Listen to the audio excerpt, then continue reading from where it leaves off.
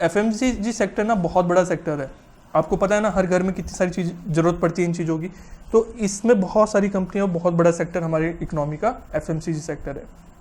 तो ये मेंशन कर रहे हैं कि एफएमसीजी सेक्टर में भी आपको मैन्युफैक्चरिंग भी करनी होती है, उसका डिस्ट्रीब्यूशन भी करना होता है, वहाँ पे सर्विसेज भी देनी होती हैं। तो सबसे कॉम्प्लिकेटेड सेक्टर में से एक माना जाता है, क्योंकि इसमें बहुत सारी प्रोसेस होती है हमारी, तो उसमें भी आप अंडरस्टैंडिंग ले सकते हैं और अपनी इस नॉलेज का यूज़ कर सकते हैं। डन है, पूरी बात क्लियर है। अच्छा, अभी इसमें ना बीच में ये बेसिक वोकेबलरी हमारी कुछ मेंशन है, ये 4 वर्ड्स मेंशन है, इसको हम लेटर ऑन कवर करेंगे, क्योंकि अदरवाइज ये हमारे फ्लो को थोड़ा सा ब्रेक करेगा, ठीक है। इसको बाद में कवर करेंगे, अलग कंसेप्ट है ये। अब बात आता है economic and non economic activity. Economic activity कौन सी होती है, नॉन इकोनॉमिक एक्टिविटी हमारी कौन सी होती है। इकोनॉमिक एक्टिविटी मतलब जो पैसे से मतलब है, जिसमें रोकड़ा चाहिए हमें, पैसा पैसा, मनी मनी। सो इकोनॉमिक एक्टिविटी वो है जहाँ पे हम किसके लिए काम कर रहे हैं, पैसे के लिए काम कर रहे हैं। मतलब मैं कोई काम कर रहा हूँ जिसमें मेरी इंटेंशन क्या है, पैसा अर्न करना, मनी अर्न करना, सो वो क्या है, इकोनॉमिक एक्टिविटी। और नॉन इकोनॉमिक क्या है, जो इकोनॉमिक नहीं है, मतलब जहाँ मैं पैसा कमाने के लिए, अर्न करने के लिए वर्क नहीं कर रहा हूँ। बात क्लियर, समझते हैं, एग्जाम्पल्स लेते हैं। मैं आपको पढ़ा रहा हूँ, ठीक है, एज अ टीचर मैं आपको पढ़ा रहा हूँ, आपसे मैंने फीस चार्ज करी है ना, फीस चार्ज दी है ना, ठीक है, दी थी, याद नहीं आ रही, फीस आपने मुझे पे करी है। सो आपने जब मुझे फीस पे करी है, इस केस में क्या हुआ, ये मेरी इकोनॉमिक एक्टिविटी। मैं आपको पढ़ा क्यों रहा हूँ, सो दैट आपसे फीस लूँ, मतलब मेरा एक पीछे इंटेंशन क्या है, आपसे फीस लेने का। डन हुई वाली बात। सो ये कैसा हुआ, इकोनॉमिक एक्टिविटी। अभी क्या हुआ, मेरे पास मेरे घर पे सिस्टर है, तो उनको पढ़ाया मैंने, छोटी सिस्टर है, अभी उनसे थोड़ा फीस लूँगा ना, वो देगी, मुझे पता है सिस्टर कहाँ फीस देने वाली है। सो मैंने पढ़ा दिया, बात हो गई, सब कुछ हो गया, पढ़ाया मैंने, करा, फीस नहीं हुई। सो मैंने क्या, उनको जब पढ़ाया, सिस्टर को, इस इंटेंशन से पढ़ाया कि मैं फीस चार्ज करूंगा, ये कुछ पैसा मुझे मिलेगा नहीं। सो ये कैसी हुई, नॉन इकोनॉमिक एक्टिविटी हुई। एक और एग्जांपल लेते हैं। एक घर पे मेड आती हैं, आपके भी आती होंगी, मेड आती हैं जो अलग अलग वर्क्स के लिए, तो वो लेडी की बात करता हूँ, आपके घर पे जब आ रही हैं, वो आपके घर पे वर्क कर रही हैं। सो वो क्यों कर रही हैं, सो दैट आप उनको उनकी जो भी सैलरी है, रेम्युनरेशन है, वो आप उनको पे कर सको, सो दैट वो अर्न कर सके। तो ये एक्टिविटी कैसी हुई, इकोनॉमिक एक्टिविटी। वो ही काम अपने घर पे जाके भी करती हैं, लाइक आपके घर पे कुकिंग के लिए आती हैं, तो वो अपने घर पे भी कुकिंग करती हैं। तो बट अपने घर पे कुकिंग करने के लिए क्या वो पैसे चार्ज करती है अपने फैमिली से, नहीं करती हैं। वहाँ पे कैसा है, लव एंड अफेक्शन है। सो वो नॉन इकोनॉमिक एक्टिविटी है। क्लियर है, इजी कॉन्सेप्ट है, आपका पढ़ा हुआ भी है, और बाकी अभी हम डिस्कस और करते हैं। मतलब देखो, कहीं पे भी मैं ऐसा मान के नहीं चलूंगा कि आपने कुछ पढ़ा है, ठीक है। सो रिलैक्स होके चलो, बिल्कुल जीरो से पढ़ेंगे। हाँ, बट मैं स्टार्ट मतलब बीच बीच में जैसे रेफर आपको कर रहा हूँ कि पढ़ा है, तो मतलब इसमें आप थोड़ा सा रिकॉल कर सको कि हाँ पढ़ा है। ऐसा भी नहीं है ना कि डायरेक्ट सीए फाउंडेशन में आ गए, पढ़ा तो था, याद है नहीं है, वो वाली बात।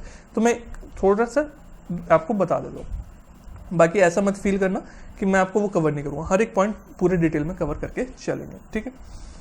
Economic activities are mainly focused and directed towards making a living. Economic activities जो भी आप कर रहे हो, वो मेनली किस लिए कर रहे हो, towards a living, making a living, मतलब जिंदा रहने के लिए, अपने जीने के लिए जो चीज़ें जरूरी है ना, उसके लिए, मतलब आप अर्निंग के लिए कर रहे हो, ठीक है। याद करनी है कि डेफिनेशन बिल्कुल भी नहीं करनी है। एग्जाम में क्या आएगा, MCQ, वहाँ पे तो ऑप्शन आएंगे टिंग टिंग टिंग टिंग, 4 ऑप्शन, एक में से कोई सा सेलेक्ट कर लो, जो अच्छा सा लगे, प्यारा सा लगे, सुंदर सा लगे, उसको सेलेक्ट कर लो। सो मुझे पता होना चाहिए मेकिंग अ लिविंग। सो वहाँ पे वर्ड लिखा रहा है इकोनॉमिक एक्टिविटी किसको कहते हैं, नीचे वर्ड आया making a living for love, for affection, none of the above. अभी आप कहोगे मेकिंग अ लिविंग क्या है, मतलब अर्निंग के लिए करते हैं, वहाँ पे ये बात तो बताई थी, मेकिंग अ लिविंग वर्ड क्या आ गया। तो यहाँ पे इस तरीके के वर्ड मेरे लिए इंपॉर्टेंट हो जाते हैं, ठीक है। Paying for basic necessities of the life, और उसके अलावा क्या कि मैं अपनी जो बेसिक नेसेसिटीज है ना, बेसिक नेसेसिटी कौन सी होती है, आप एक बेसिक बिल्कुल, रोटी, कपड़ा और मकान, ठीक है ना। मतलब क्या, फूड, रोटी मतलब सिर्फ रोटी नहीं चाहिए, दाल सब्जी भी चाहिए, फूड, कपड़े मतलब क्लोथ, आपको पहनने के लिए अपने लिए क्लोथ्स चाहिए, वो एक बेसिक कहता हूँ। और तीसरी बेसिक क्या कहता हूँ, मुझे एक शेल्टर चाहिए, होम चाहिए, एक जगह चाहिए। सो ये 3 बेसिक, बिल्कुल बेसिक रिक्वायरमेंट्स मैं अपनी पूरी कर सकूँ, इसके लिए अर्न करता हूँ। बाकी एक्चुअल में मैं इससे एक्स्ट्रा भी कर सकता हूँ। लाइक हो सकता है मेरी रिक्वायरमेंट ज़्यादा हो, मतलब मुझे अभी क्या लग रहा है कि मैं पढ़ा इसलिए रहा हूँ सो दैट ना मैं एक फरारी ले सकूँ, मैं सीए वर्क सिर्फ इसलिए कर रहा हूँ, मेरे पास सब है, बहुत पैसा है घर पे, रोटी कपड़ा मकान बहुत अच्छे से है, बट मेरी इंटेंशन क्या है कि एक फरारी ले सकूँ, उतना पैसे कलेक्ट कर लूँ। सो वो भी मैं इकोनॉमिक एक्टिविटी के लिए ही कर रहा हूँ। All economic activities are performed by an individual. सारी इकोनॉमिक एक्टिविटी किसके थ्रू करी जाती है? इंडिविजुअल के, बिकॉज ऑफ सेल्फ इंटरेस्ट। वो क्यों कर रहा है? अपने खुद के पर्पज़ के लिए, किसी के लिए नहीं कर रहा है, अपने फ़ायदे के लिए। यहाँ पे सेल्फिश बन के काम कर रहे हैं। Exception of some economic benefits और कंसिडरेशन। यहाँ पे क्या है कि expectation of some economic benefits और कंसिडरेशन। यहाँ पे क्या कर रहा है वो सारा का सारा वर्क किस लिए कर रहा है? अपने सेल्फ इंटरेस्ट के लिए, या फिर उसमें हो सकता है कि साथ में आपका सेल्फ सोसाइटी का बेनिफिट भी इन्वॉल्व हो। लाइक मैं आपको पढ़ा रहा हूँ तो क्या है, सेल्फ इशू हो गया ना मैं, कि मतलब मेन कंसर्न का है कि हाँ भाई मुझे थोड़ा सा रिवेन्यू जनरेट हो जाए, समथिंग लाइक दैट। बट उसके सिर्फ क्या इतना पर्पस है मेरा? नहीं, मेरा कोर पर्पस दूसरा, एक बहुत बड़ा पर्पस क्या है कि ताकि स्टूडेंट्स को अच्छी लर्निंग मिल सके। ठीक है, सो ये हमारे लिए एक बहुत ज़्यादा इंपॉर्टेंट हो जाता है।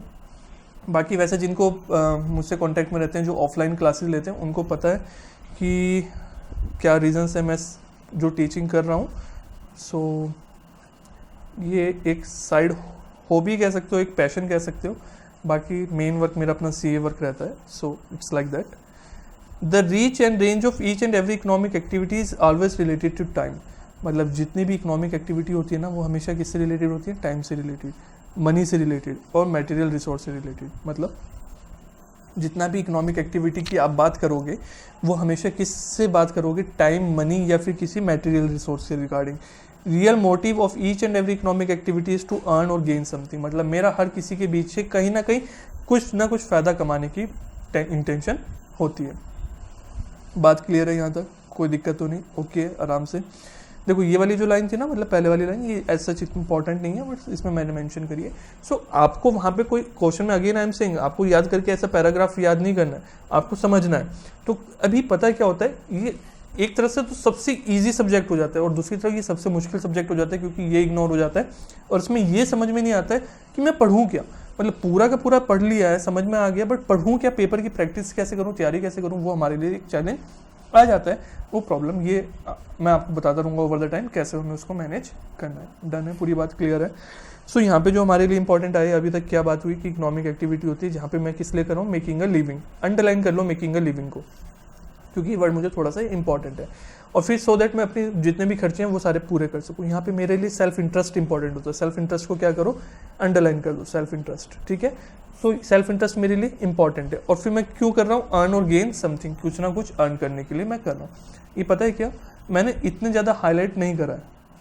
मतलब ये जो मैं आपको कह रहा हूँ हाईलाइट कर लो, ये हाईलाइट मैं भी तो कर सकता था ना, हो सकता था ना मैं भी हाईलाइट कर देता ये वाली चीज़, बट मैंने क्यों नहीं करी हाईलाइट? सो दैट आप भी कुछ करो। जब हम अपने पेन से या पेंसिल से मार्क करते हैं ना, तो उसका इंप्रेशन एक अलग रहता है, तो एक माइंड में फिक्स भी होता है। ठीक, तो सब कुछ आपको मिला है। हर पैराग्राफ को मैंने लाइन में स्प्लिट करा है, मैं आपको समझा रहा हूँ, बता रहा हूँ। तो उस एक्टिविटी को जो अंडरलाइन करने के, मार्क करने का थोड़ा थोड़ा सा वर्क आप करो। बहुत ज़्यादा कई जगह मैंने जहाँ पे ज़रूरत थी वो करके भी दिया है।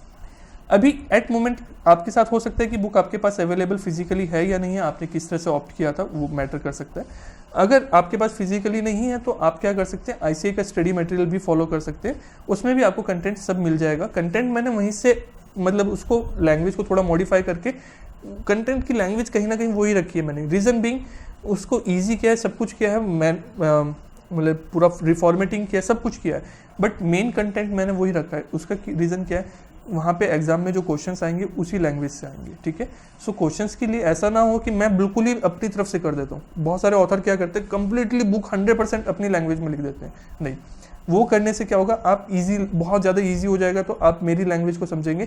जो टेक्निकल वर्ड्स हैं, जो आईसीआई कह रही है, वो आपसे रह जाएंगे, और वो मेरे लिए सबसे ज़्यादा इंपॉर्टेंट है। तो जहाँ इजी करना है वहाँ इजी किया है, जैसे करना है। तो आप आईसीआई स्टडी मटेरियल भी रेफर कर सकते हो। बाकी अगर आपके पास बुक है तो फिर तो कोई दिक्कत है ही नहीं। ठीक है, नॉन इकोनॉमिक एक्टिविटी को एक लास्ट कवर करते हैं। क्या नॉन इकोनॉमिक एक्टिविटी कहते हैं? अभी तो पता है भाई यहाँ पे क्या क्या है। इकोनॉमिक बेनिफिट के लिए, मैं किसके लिए कर रहा हूँ? सोसाइटी के वेलफेयर के लिए नॉन इकोनॉमिक एक्टिविटीज़ कहता हूँ। इकोनॉमिक एक सेकंड, यहाँ पे सोशल बेनिफिट नहीं वैसे लिखा है, विदाउट इकोनॉमिक बेनिफिट। मैं किस लिए विदाउट इकोनॉमिक बेनिफिट कर रहा हूँ? पैसे की बेनिफिट के लिए नहीं कर रहा हूँ, किसी और बेनिफिट के लिए कर रहा हूँ। मतलब जैसे मुझे कैसा बेनिफिट हो सकता है? सोशल, मैं सोसाइटी के वेलफेयर के लिए। लव, मैं लव के लिए कर सकता हूँ, अफेक्शन के लिए कर सकता हूँ, love, affection, passion, charity etcetera. So इस तरह से, जैसे लव आपके जो मदर फादर आपके लिए कर रहे हैं, आप घर पे कोई एक्टिविटी कर रहे हो अपने फैमिली के लिए, तो वो कैसा हो गया? फ्री में हो गया। अपने फ्रेंड के लिए कर रहे हो, अगर पैसे नहीं ले रहे हो, तो वो कैसा हो गया? लव अफेक्शन हो गया। पैशन, आपकी कोई हॉबी है, आप क्या कर रहे हैं? पबजी खेल रहे हैं, सो उस ये क्रिकेट खेल रहे हैं, सो वहाँ पे कैसा हो गया? वो आपकी पैशन है, आपका हॉबी है, सो उसके लिए आप खेल रहे हैं, कोई अर्निंग वहाँ पे आपका पर्पस नहीं है। और दूसरी चीज़ हो गया क्रिकेटर एज अ प्रोफेशन आप खेल रहे हैं, प्ले कर रहे हैं, सो वहाँ पे इकोनॉमिक हो गया, क्योंकि इंटेंशन बढ़ गई, वहाँ पे पैशन ही नहीं रहा सिर्फ आपका, वहाँ पे इकोनॉमिक एक्टिविटी आपका कंसर्न आ गया। और चैरिटी मतलब डोनेशन वगैरह, वो सब चीज़ें तो आप सोशल उसमें हमारी आएगी। Main motive of non economic activity social and psychological concern. Main purpose क्या है? एक तो अपनी साइकोलॉजिकल कंसर्न, मतलब मुझे अपने मन को शांति मिले, मेरे मन को अच्छा लगे, किसी की हेल्प करके मुझे खुद को अच्छा लगता है। फैमिली में अपने फैमिली मेम्बर्स की सपोर्ट करके मुझे अच्छा लगता है।